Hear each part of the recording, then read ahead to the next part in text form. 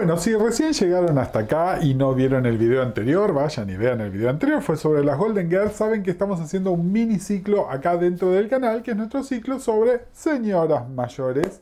Y hoy les quiero hablar de una señora mayor, les quiero hablar de la obra, una obra en particular de una señora mayor, y también vamos a tener que hablar un poco del relativismo sobre qué es una señora mayor o qué no lo es. Hoy les vengo a hablar de Liza Minnelli, pero no de toda la carrera de Liza Minnelli. Les vengo a hablar muy específicamente del álbum Results de Liza Minnelli, les vengo a hablar de sus singles, les vengo a hablar de lo que significó ese momento y por qué tendrían que estar escuchando en este momento Results, que es uno de los grandes discos de todos los tiempos. Bueno, empiezo primero hablando un toquecito sobre por qué estamos incluyendo este segmento acá y las cosas relativas que nos pasan en la medida que pasa el tiempo, y también cómo cambiaron las cosas en los últimos 30 y pico de años desde que salió este disco por primera vez, que fue en 1989. Básicamente, cuando este disco salió en el año 89, yo tenía 20 años. Mis amigos más o menos tenían la misma edad, 1 o 2 años más, 1 o 2 años menos, no mucho más que eso. Éramos fan de los Pet Shop Boys. Este disco, ahora les voy a hablar, es un disco de los Pet Shop Boys con Liza Minnelli, por decirlo de alguna manera. Y sale el disco y nosotros cariñosamente, o no tan cariñosamente, decíamos que era el disco de la vieja. ¿Por qué? Porque bueno, Liza en ese momento era una entertainer, que es esta gente, vieron, es una categoría muy norteamericana, esta gente que actúa, canta, baila,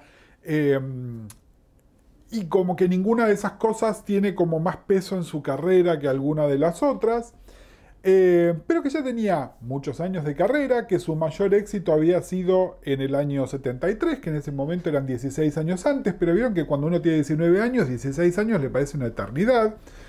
Que también era como alguien que salía mucho en las revistas del corazón y en los diarios sensacionalistas, porque su vida era lo que en inglés se llama un train wreck, ¿no? Un accidente de trenes. Y era una cuarentona, más específicamente en el año 1989, cuando salió Results, Liza tenía 43 años, exactamente. La vieja era 10 años más jóvenes que yo hoy. La vieja tenía 2 años más de los que tiene Britney hoy. La vieja tenía 20 años menos de los que tiene hoy Madonna.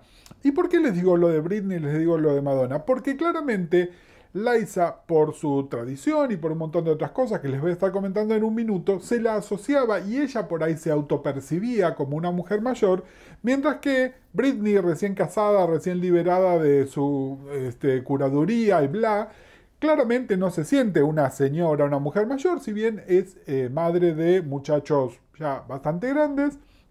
Y vayan a decirle a Madonna que es una vieja, ¿no? A sus 63 años. Ni hablar de que tenemos estrellas pop como Cher o como Bette Midler, que están más cerca de los 80, si quieren. Pero bueno, a lo que voy es, en ese momento nosotros percibíamos que Liza era una vieja. Y técnicamente Liza es una vieja ahora, ¿no? Es del año 46, así que todavía no tiene 80 años. Todavía le quedan unos 4 años de gracia para llegar a los 80, es una setentona que está medio cachuza. Ahora vamos a hablar un poquitito de la mala vida de Liza. Pero bueno, básicamente esto es muy relativo. Y es más, fíjense que los Pet Shop Boys ya para ese momento habían trabajado con Dusty Springfield. Y Dusty, que en paz descanse, era unos años más grande que Liza. Es decir, Dusty sí tenía mi edad actual, tenía 53. De nuevo, era jovencísima, pero si ven la presentación de Dusty en ese momento, era una presentación de señora. Era un poquitito como les hablé en el video de las Golden Girls. A la mujer de más de 50 años en ese momento se la presentaba y las opciones que tenían eran otras. Claramente esto ha cambiado un montón en los últimos 30 años, pero parecía que era importante mencionarlo. De todas maneras, van a ver, ahora les voy a contar, Results es un disco de señora y obviamente hoy, si la pensamos a Liza, que es una re señora, bueno, aún mucho más pertinente que hablemos de todo esto. Bueno, Liza, empecemos hablando de Liza un toquecito. Liza empezó su carrera muy jovencita, entre otras cosas porque es una chica del show business, es la hija, por supuesto, de Judy Garland. Judy, ícono de la comunidad LGBT desde absolutamente siempre, incluso desde muy temprano en su carrera. Judy en sí había sido una actriz infantil y después creció en cámara. Pueden ver películas documentales, un montón de cosas. Sepan que durante mucho tiempo un eufemismo para decir que alguien era puto era decir es un amigo de Judy, ¿no? Para que se lo imaginen así. Judy tuvo varios matrimonios, todos complicados, la mayoría con señores que eran o bisexuales o señores gays en el closet. ¿Qué le vamos a hacer? Su hija haría lo mismo varias veces también. Y el tema es que de su relación con el director de cine Vincent Minnelli, nació su hija Liza. Un datito hermoso que me entendés, yo siempre asumí que Vincent Minnelli era italiano. No, es un señor norteamericano que no se llama Vincent, tiene un nombre Vincente como se hacía llamar, sino que tenía un nombre más, ¿no? Se llama John Henry, póngale Minnelli.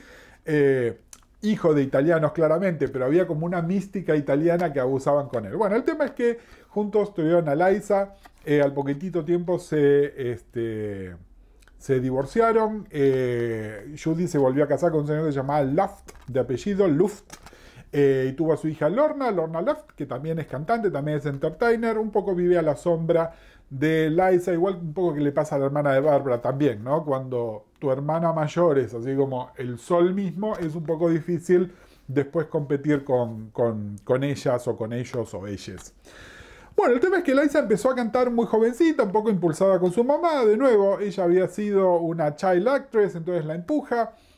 Para el año 65, Liza estaba en Broadway, ya había ganado un Tony.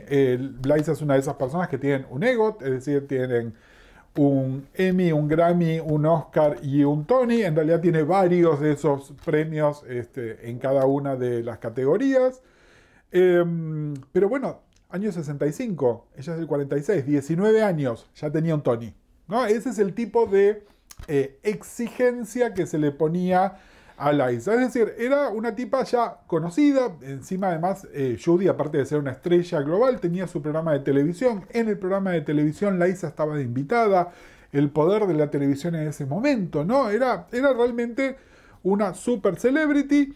Y uno podría creer que ya estaba consagrada. Y en realidad, la consagración de Liza viene unos poquititos años después, en el año 73, cuando Bob Fosse la llama para que protagonice la película Cabaret, haciendo el icónico papel de Sally Bowles.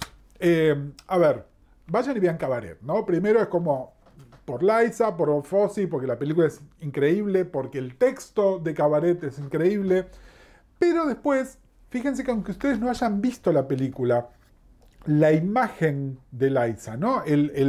El número de Liza cantando Mein Herr, ¿no? Con su chaleco y el sombrero y la silla, es iconografía. Se puede hacer con dos líneas negras, pueden hacer ese dibujo y es Liza, es Cabaret, ¿no? Como inmediatamente reconocible. Esto la transformó a Liza, aparte de consagrarla y que se ganó un Oscar y un montón de otras cosas, la transformó a Liza en una estrella pop.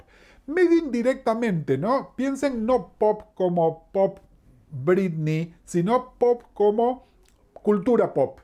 Pero a su vez, en algunos territorios, no en los Estados Unidos, pero principalmente en Inglaterra, se transformó en una imagen pop sí, como pop como Britney, de poner el póster en la habitación, de que comprar los discos singles con las canciones de Cabaret, ¿no? La mismísima canción Cabaret, Mein Herr, Money Money, no, nada. De nuevo, vean Cabaret si nunca la vieron, qué sé yo, cómo explicarles. A lo que voy es, les quería comentar esto para que tengan una idea de dónde se ubica Liza en ese momento. En los Estados Unidos, por su conexión con Judy, con Broadway, no logra esa cosa pop porque era como un consumo de gente un poco más grande, ¿no? De público juvenil, adolescente o tempranos veinteañeros. Y de hecho, a Liza se le empieza a asociar con artistas como Frank Sinatra, como Sammy Davis Jr., como su mamá, ¿no? Es decir, no con artistas jóvenes, sino con artistas de una generación o incluso dos generaciones antes. Esto es a nivel artístico. A nivel vida, Liza empieza era New York, los años 70, Estudio 54, música disco. Liza empieza en una espiral de consumos ultra problemáticos, alcohol, drogas de todo tipo, juntarse con gente que no estaba buena, involucrarse con gente que no estaba buena, no como nos vemos a la noche, sino casarse con papeles, con gente que no estaba buena. Y si quieren saber un poquitito más de esa etapa de Liza, les recomiendo que vean dos series, miniseries en realidad, que son increíbles. Una es Fozzie Verdon. Fozzie Verdon, yo no sé si está en algún servicio de streaming, si no me equivoco es de FX, así que tendría que estar en Star Plus. En realidad es sobre Bob Fosse y Gwen Verdon, pero Liza tiene un papel bastante importante, sobre todo en todo lo que tiene que ver con la creación de Cabaret. Y después vean Halston. En la miniserie de Halston, en la de Ewan McGregor, Liza tiene un papel muy importante porque Liza era parte del entorno de Halston y se pueden dar un poco una idea de cómo era Liza en ese momento. Además, lo que pasó es que si bien quedó asociada a productos de mucho prestigio, por ejemplo, la película New York, New York de Martin Scorsese, de donde sale esta canción que se transforma en una de sus canciones emblema, antes de que se transformara en una canción emblema de Frank Sinatra, pero recuerden que primero fue una canción de Liza, como que nunca vuelve a tener el éxito que tuvo en Cabaret y además empieza a hacer como cierta fama, si se quiere, cierta reputación en Hollywood de que era una artista que era difícil trabajar con ella porque llegaba tarde, porque llegaba borracha, porque llegaba drogada, porque después tenía ataques de diva, etcétera, etcétera. Es decir, la carrera de Liza no estaba bien, empieza a tener problemas de salud en general asociados a sus consumos problemáticos, pero también empieza a tener problemas que para una mujer joven, recuerden, una mujer que en los 80 tenía 30 y algo, empieza a tener como problemas de vieja, ¿no? Como que tenía incorporado algo de ser una vieja, no sé cómo explicárselos realmente, pero si ven alguno de los titulares de la época, supongo que en algún momento, cuando Liza se muera, alguien hará una biopic y tratarán de explotar todo este momento.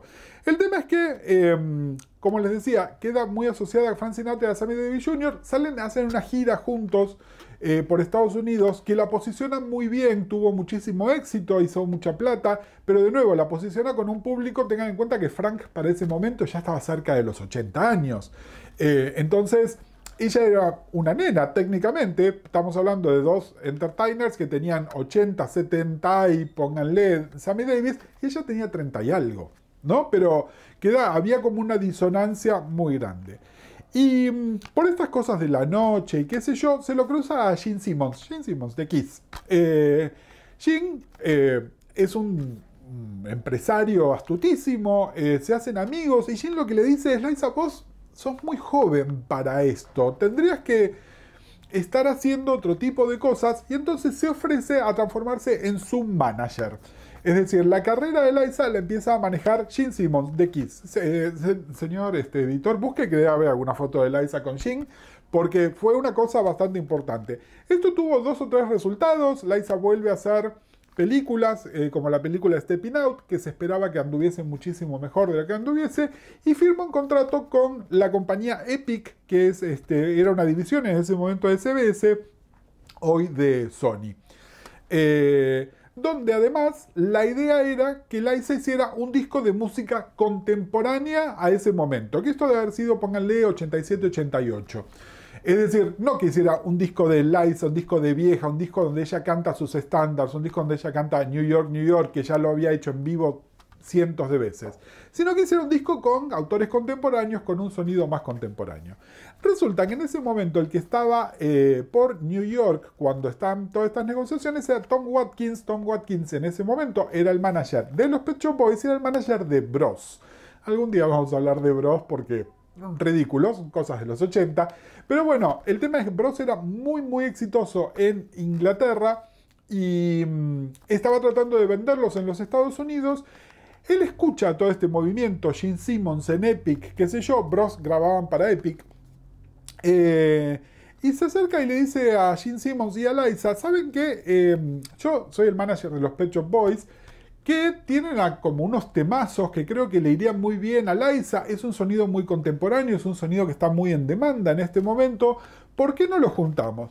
Liza tenía algunas dudas y entonces él le da para escuchar la canción Rent, Obviamente, Red de los Pet Shop Boys es como a prueba de balas, y Liza dice, ah, no, pará, esto no solo me gusta el sonido y está bueno, sino que además es algo que probablemente me quedaría bien, ¿no? Es decir, imagínense la canción Red, que es sobre esta persona, que puede ser un varón, una tipa, pero que mantenida y que en una relación sin amor. Liza inmediatamente como que entró en sintonía con esa y dijo, bueno, sí, vamos a hacerlo.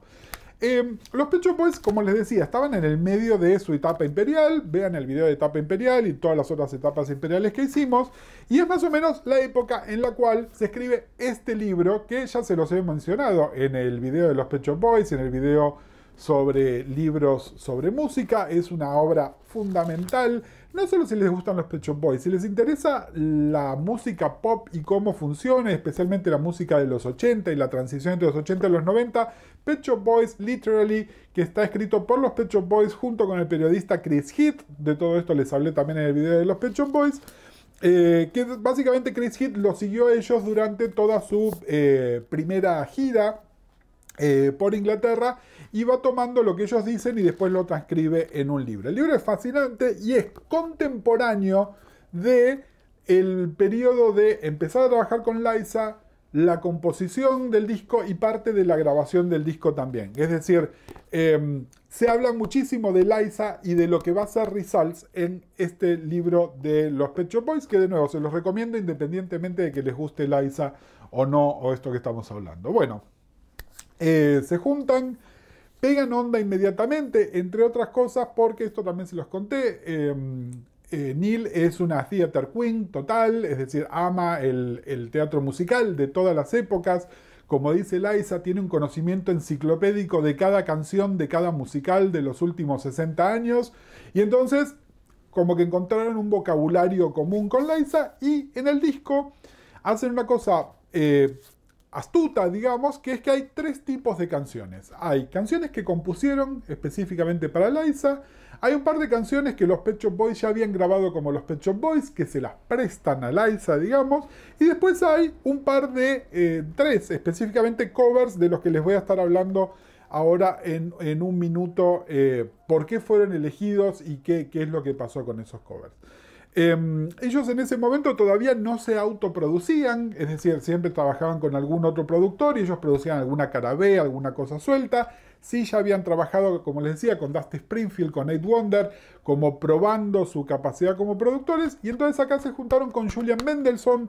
Julian Mendelssohn es un ingeniero de sonido australiano que ya había trabajado mucho con ellos y que además era parte del entorno de Trevor Horn y todas estas cosas. Les he hablado de Trevor numerosas veces en distintos videos, en el de propaganda, etcétera, como para que tengan una idea de quién les estoy hablando. Y entonces se ponen a hacer este disco. Primero les voy a hacer canción por canción, después les voy a contar por qué se llama Results y después, no, primero les voy a contar por qué se llama Results. Hay una historia divertida con todo eso.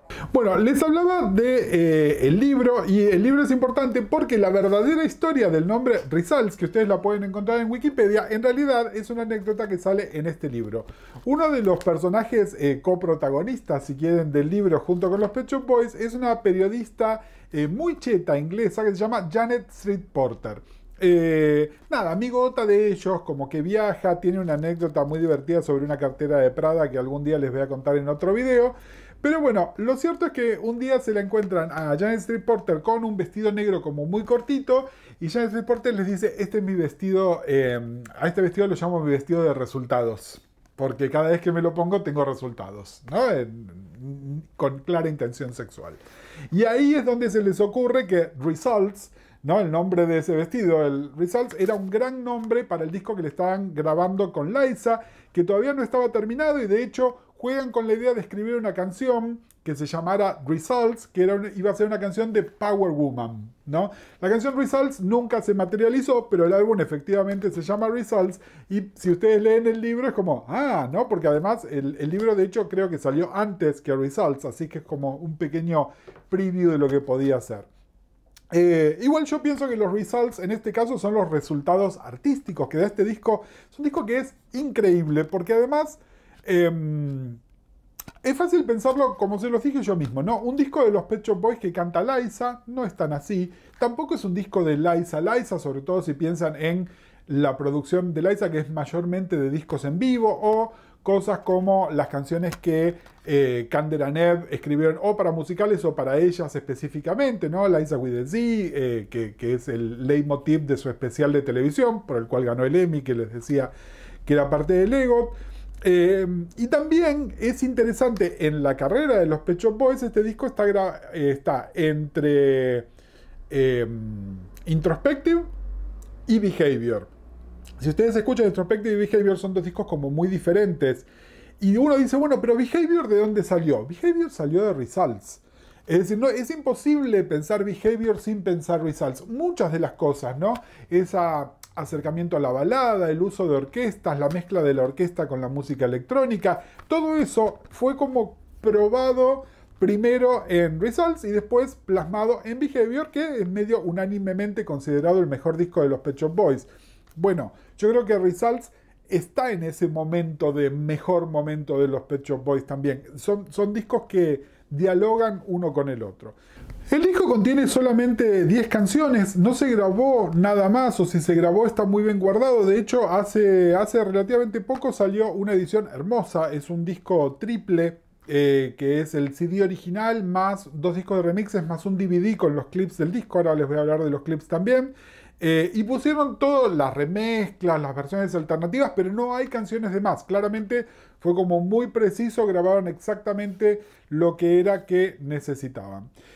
Voy a ir haciéndoles tema por tema y les voy a ir contando cada uno en cuál de las categorías entran y qué cositas son las que estaría bueno que escuchen. El disco es básicamente los Pet Shop Boys más con sus colaboradores de la época. Esto incluye a Andy Richards, les hablé de Andy Richards cuando hablé de propaganda, Julian Mendelssohn, el saxofonista Courtney Pine. Courtney Pine era un saxofonista inglés de jazz que había salido de gira con los Pet Shop Boys.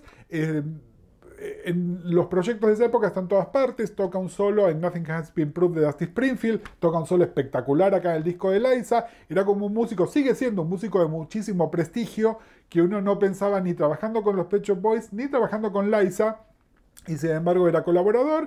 Y después está también Ann Dudley. Ann Dudley, no sé si les hablé lo suficiente de Ann Dudley. Ann Dudley es una música inglesa ganadora de otra casi EGOT, creo que todavía no tiene un Emmy, pero ganadora de Grammy, ganadora de Oscar, que trabajó muchísimo con Trevor Horn, es la arregladora de cuerdas del álbum The Lexicon of Love de ABC, luego fue durante varios años integrante de The Art of Noise, luego hizo música de películas, por ejemplo de la película The Crying Game, y es la productora de Voice de Allison.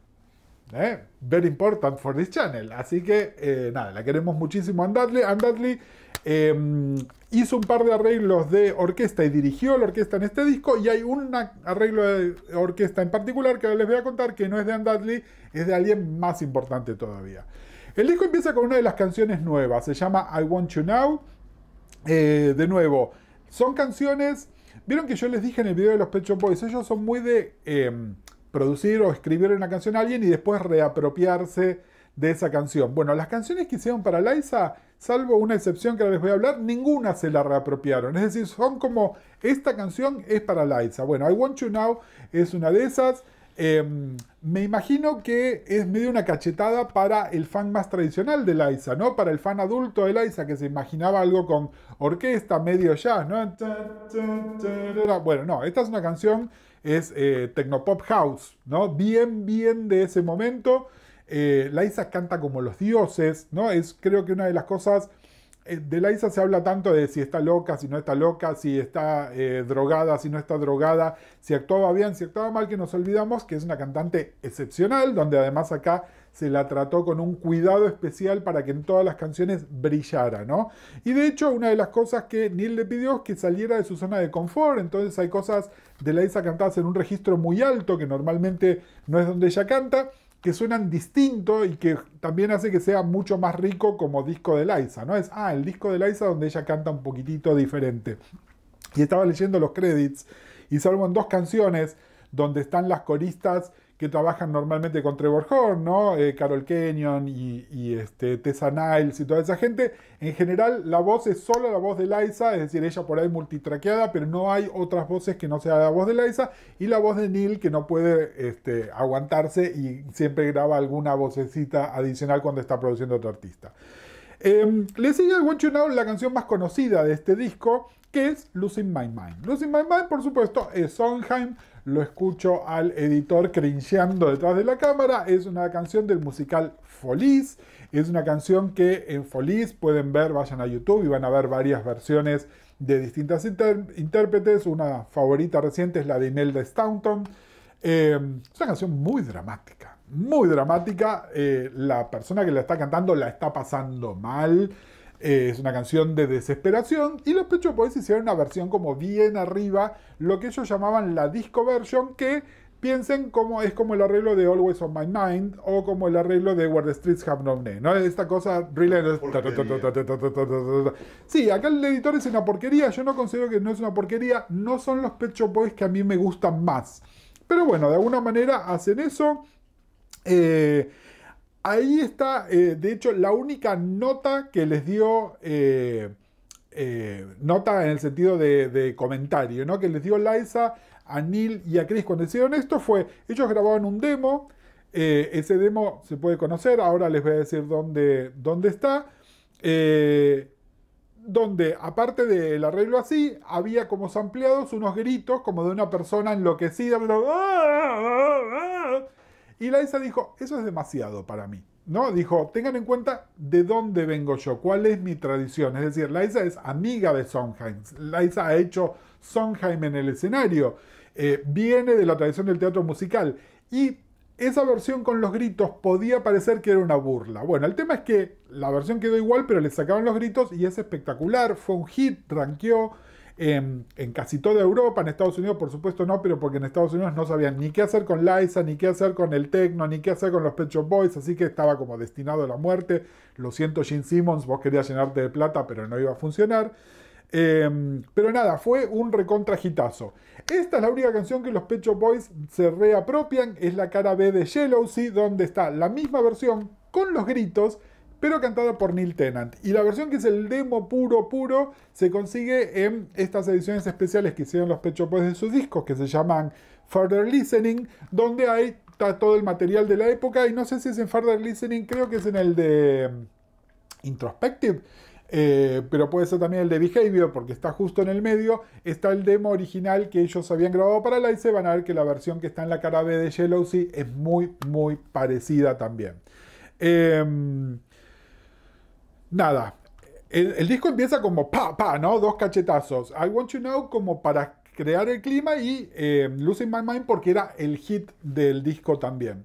Y después sigue If There Was Love, que es de nuevo una canción muy linda, es bastante diferente. Esta es la canción donde está Courtney Pine tocando el saxo, es mucho más sofisticada. ¿Se acuerdan lo que les dije de Behavior?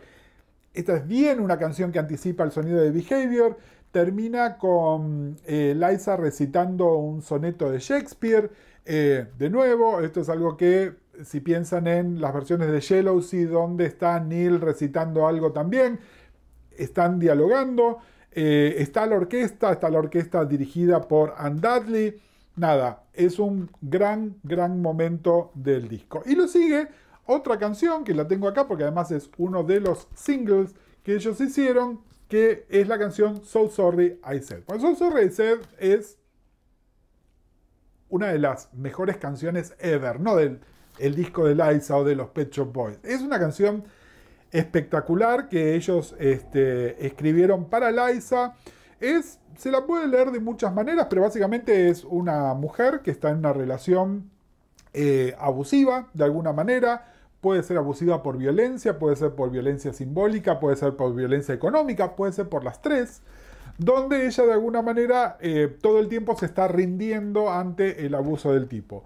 Cuando le dan esta canción a Liza, Liza inmediatamente dice, yo me identifico con esta canción, ¿no? Ella con la mala suerte que había tenido su mamá también eligiendo sus parejas, se sintió inmediatamente identificada. La canción quedó espectacular. Como les decía, es el tercer single del álbum. Tiene un video minimalista hermoso. Creo que se los mencioné en algún otro lado. Es la cámara acercándose a la cara de Liza, utilizando su poder como actriz, digamos.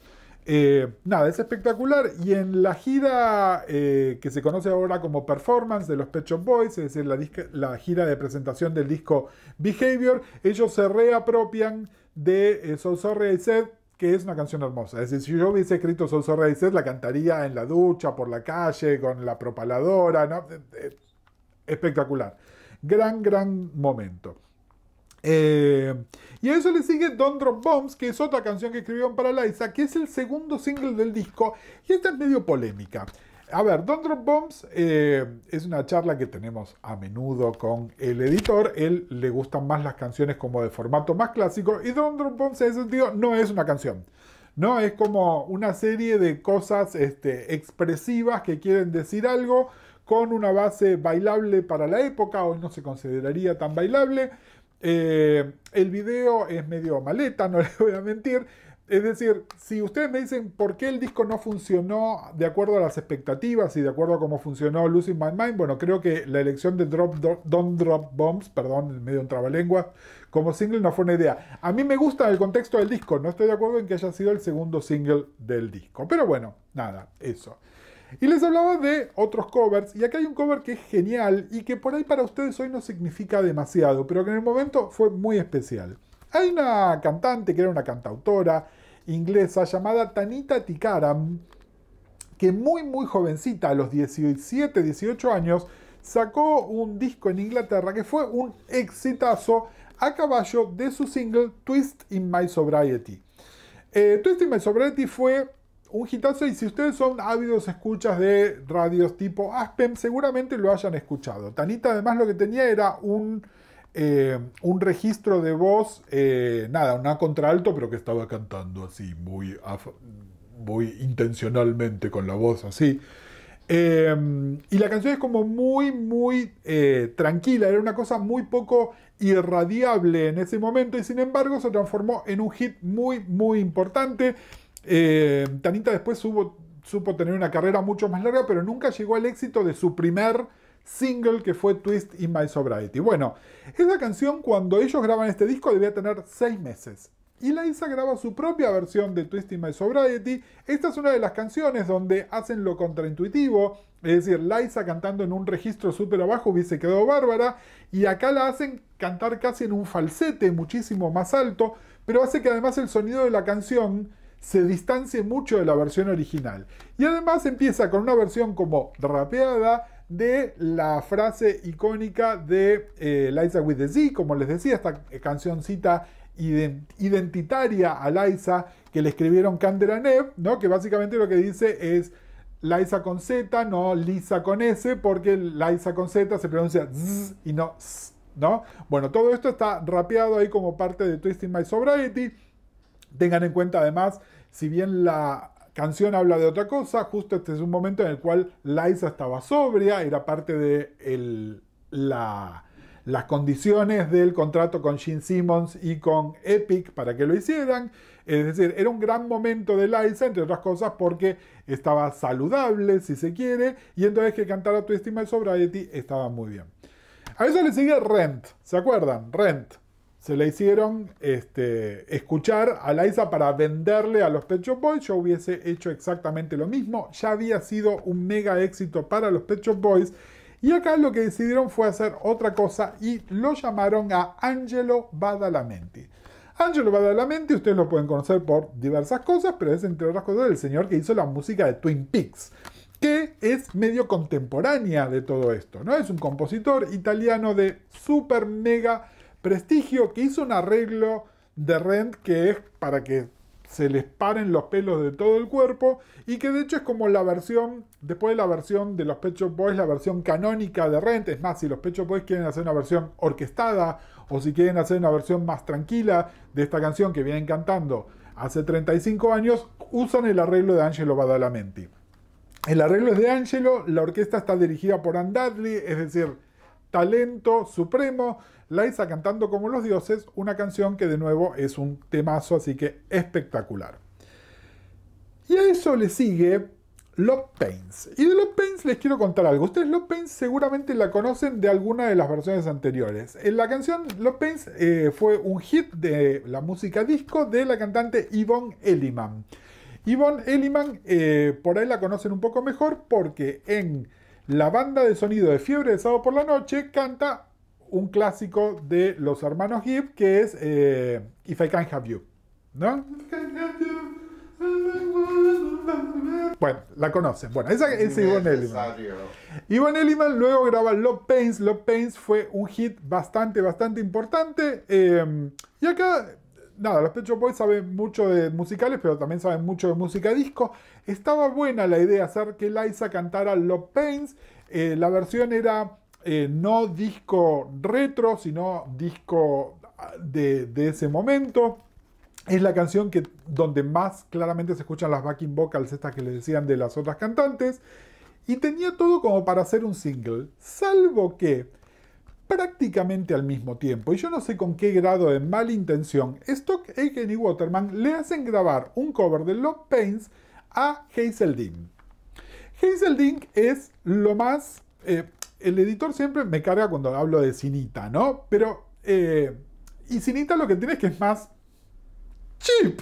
Pero Hazel era el mismo tipo de artista barato, en un momento en el cual igual Stock Aitken y Waterman estaban como a prueba de balas, ¿no? Entonces era muy difícil competirlos.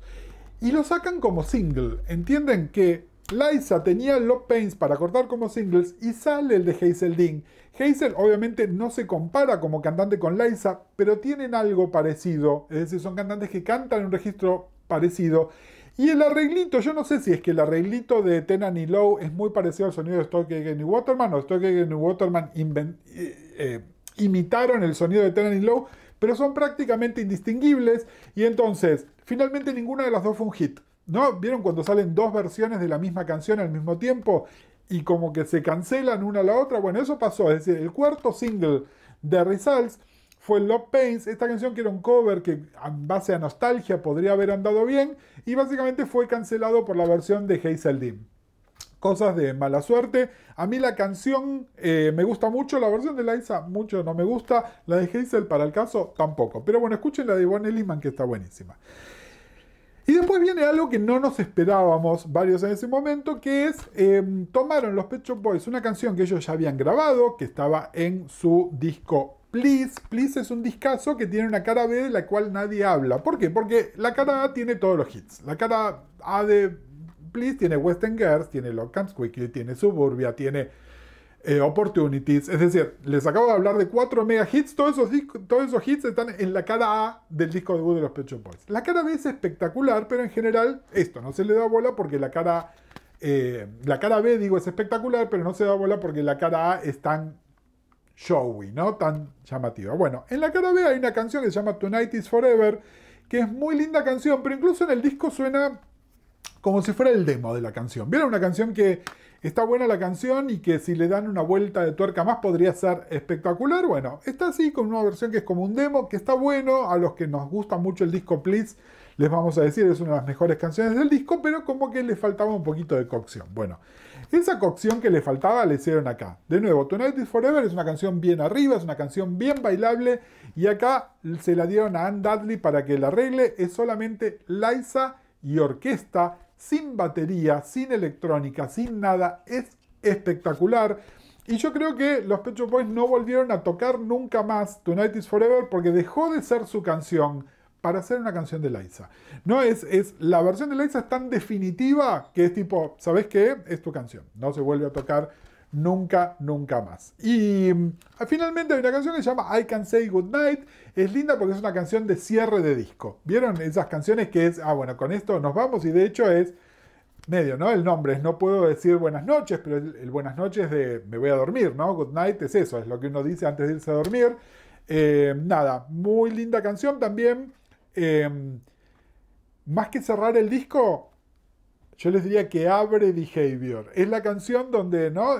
¿Se acuerdan de de las compacteras esas para 5 compactos. Bueno, ustedes ponían Results y ponían Behavior. Bueno, termina Results con I Can Say Goodnight y empieza Behavior y la consistencia es perfecta. Sigue una a la otra y suenan divino. Bueno, el disco es espectacular. Fue un fracaso. Fue un fracaso, vendió unas pocas copias en Europa. Losing My Mind, sí, fue un hit un poquitito más importante. Van a encontrar todo tipo de presentaciones de los Pet Shop Boys con Liza en televisión inglesa cantando Losing My Mind, porque ellos también estaban apoyando mucho el disco. Es un disco de prestigio. Liza, por supuesto, nunca volvió a hacer nada. Cuando Liza viene a la Argentina en el año 90 y pico, no la fui a ver, vino a hacer uno de sus shows New York, New York. No sé si cantó una canción de esto y medio que el público no sabía muy bien qué hacer. No volvió a grabar este tipo de discos, no volvió a ser manageada por Gene Simmons tampoco, ¿no? Es como... lo intenté y no funcionó. Un poquitito pasa eso. De hecho, miren, se le da tan poca bola al disco. Vieron que yo siempre les hablo de los derechos de los discos, quién los tiene, quién los puede reeditar y todas esas cosas. Bueno, Sony en un momento dijo, ¿sabes qué? El disco Results no nos interesa y entonces lo agarró una compañía que se llama Cherry Red. Y Cherry Red, que se saca discos descatalogados, ¿no? En ediciones ampliadas, hizo esta versión que les decía, la versión ampliada, que tiene todas las remezclas de todos los singles, más el DVD con los 4 videos. Los 4 videos son muy Liza Intensive, ¿no? Están muy basados en la imagen de Liza. De esos, mi favorito es el de So Sorry I Said, porque me parece que hay algo en esta cosa medio video de Nothing Compares to You, que funciona y funciona muy bien, y además es tan lindo So Sorry I Said que es difícil cagarla de ninguna manera, pero por ejemplo con Don't Drop Bombs sí la cagaron, así que bueno. Nada, Liza sigue viva, Liza sigue molestando de vez en cuando, siempre nos sorprende, ¿no? Uno se le imagina que está recontra cachuza. ¿Dónde fue que la vimos? En los Oscars. Estuvo en los Oscars con Lady Gaga, ¿no? Y la vimos que está muy deteriorada, pero después, un poquitito después, se presentó en una cena a beneficio de no sé qué, abrió la boca, cantó una canción y todo el mundo se quedó así, tipo, Liza todavía puede cantar. Nada, festejemos a Liza, que en algún momento se nos va a ir, pero yo la elijo festejarla con este discazo. Bueno, gracias una vez más por sumarse al canal. Seguimos acá con el ciclo de señoras mayores, por lo menos 2 semanitas más. Por ahí tenemos invitades, quien les dice. Como siempre, si les gusta lo que hacemos, nos pueden dejar un cafecito. Si están en el exterior, nos pueden dejar algo por PayPal. Y no se los digo siempre, pero hagan las cosas de YouTube. Pónganle un pulgarcito para arriba, suscríbanse al canal y todas esas cosas que nos sirve un montón. No puedo no hablarles un toquecito más de Dusty. Dusty con los Pet Shop Boys. Aparte de estos singles sueltos que hicieron, se graba un disco que se llama Reputation. Reputation es un disco raro porque no está todo producido por los Pet Shop Boys. En el concepto de cara A y cara B, la cara A está producido por los Pet Shop Boys, es donde está la canción In Private. Escribieron varias canciones para Dusty en el estilo de las canciones que escribieron para Liza también. Canciones que mayormente no volvieron ellos a retomar tampoco. Y la cara B está producida, ¿saben por quién? Por Julian Mendelssohn. Que es un poco más como un disco más tradicional. Tengan en cuenta que para ese momento Dusty ya era una señora de 50 y largos, y de hecho se murió no mucho tiempo después. Y previamente, además, como para que se den una idea, ¿no? De la misma manera que Liza vuelve a hacer discos sonido Broadway, jazz, qué sé yo, Dusty grabó un disco, por ejemplo, con Richard Carpenter, ¿no? Como diciendo, sí, muy lindo todo el sonido electrónico, pero yo quiero hacer una cosa de canción muchísimo más tradicional. Nada, bien por Dusty. Dusty sí se nos fue relativamente joven. Tenemos un montón de revelaciones de su vida después.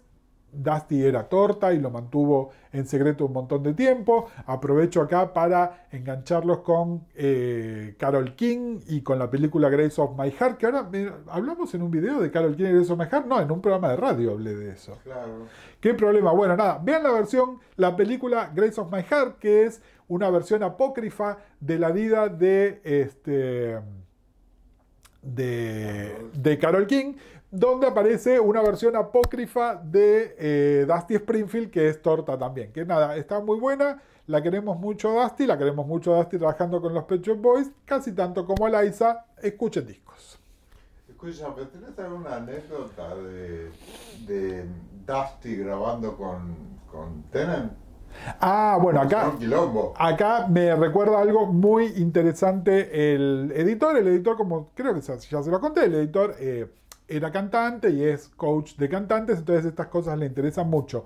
Según parece, Dusty, utilizando la tecnología del estudio, es tan perfeccionista que prácticamente canta sílaba por sílaba. Es decir, hace una toma por cada sílaba, para cada palabra, y después alguien tiene que venir y editar todo junto. Es un nivel de perfeccionismo absoluto que tenía, donde hoy obviamente existen tecnologías digitales y existen los samplers, existe el autotune, que seguramente para ella hubiese sido un anatema, pero bueno, a lo que voy es, en esa época donde todavía para editar un disco había que ir a la cinta y cortarla con una gilet y pegarla a pedacitos, los Pet Shop Boys estaban medio como choqueados por eso. Puede ser uno de los motivos por los cuales grabaron medio disco nomás con Dusty, porque imagínense el tiempo que puede llegar a tomar que una persona cante con ese nivel de preciosismo donde cada sílaba, cada notita que canta tiene que tener la cadencia perfecta que ella quiere, y si no, no sirve y hay que volver a grabarla.